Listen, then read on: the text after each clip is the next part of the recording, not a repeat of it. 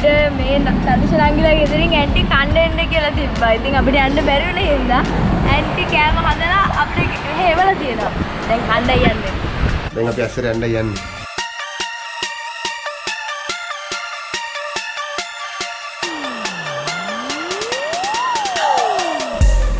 vegetarian uncle. Uncle මට අවුරුදු 3ක් පාස් පාරු ගන්න තියෙනවා. ඉතින් ඔයා අකල් මට ඔය මට ආයි කියනවා. ඔයාලට බෙල්ලම දුන්නා.